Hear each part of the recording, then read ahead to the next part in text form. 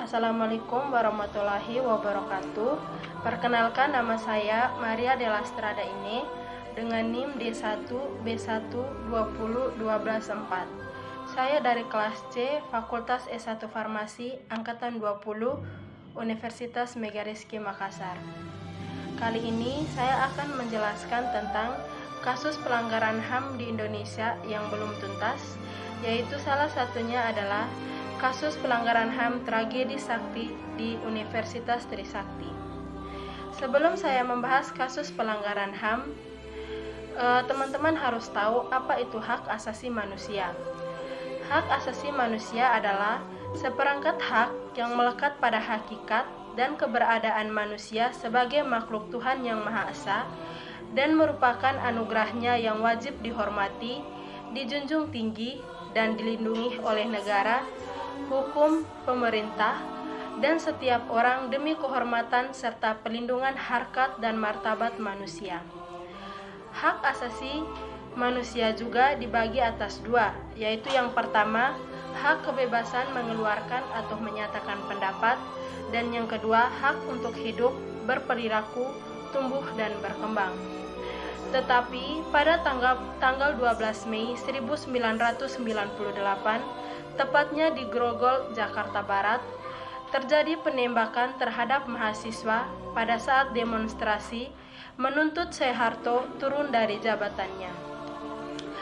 Karena krisis moneter yang menjadi akibat dari perbuatannya. Awalnya, mereka ingin menuju ke DPR, namun terhambat oleh brigade aparat. Setelah proses negosiasi, mahasiswa pun mundur. Saat itu, seorang berteriak pada mahasiswa dan lari ke belakang barisan aparat. Lalu, ketegangan pun terjadi. Dari kejadian tersebut, akhirnya, pada pukul 17.15, para mahasiswa bergerak mundur, diikuti bergerak majunya aparat keamanan yang mulai menembakkan peluru ke arah mahasiswa. Dari kejadian penembakan tersebut, mahasiswa panik dan bercerai-berai. Sebagian besar berlindung di Universitas Trisakti, namun aparat keamanan terus melakukan penembakan. Korban pun terjatuh dan dilarikan ke Rumah Sakit Sumber Waras. Tepat pada pukul 20.00, dipastikan 4 orang mahasiswa tewas tertembak dan 1 orang dalam keadaan kritis serta puluhan lainnya luka.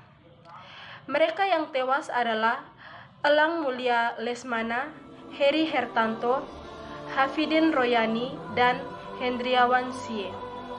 Mereka tewas tertembak di dalam kampus, terkena peluru tajam di tempat-tempat vital seperti pada kepala, tenggorokan, dan dada. Di Rumah Sakit Sumber Waras, 4 mahasiswa tersebut tidak ditangani karena petugas medis membutuhkan surat izin dari kepolisian. Setelah berbicara dengan sejumlah tokoh yang kemudian merekomendasikan seorang dokter untuk melakukan otopsi terhadap jenazah mahasiswa yang tewas.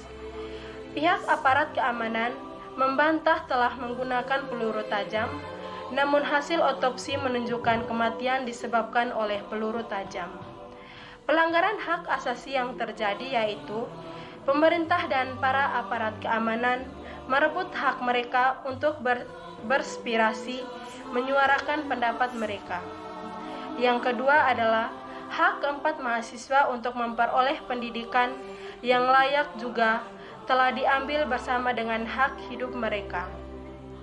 Suatu kekejian yang dilakukan oleh pemerintah melalui aparat keamanan yang ada saat itu.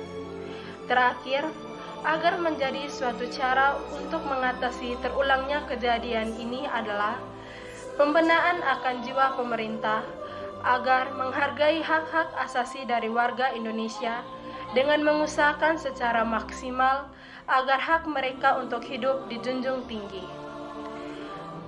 Baiklah teman-teman, inilah informasi yang bisa saya sampaikan. Mohon maaf bila ada kekurangan dan keterbatasan dalam menyampaikan informasi ini. Assalamualaikum warahmatullahi wabarakatuh.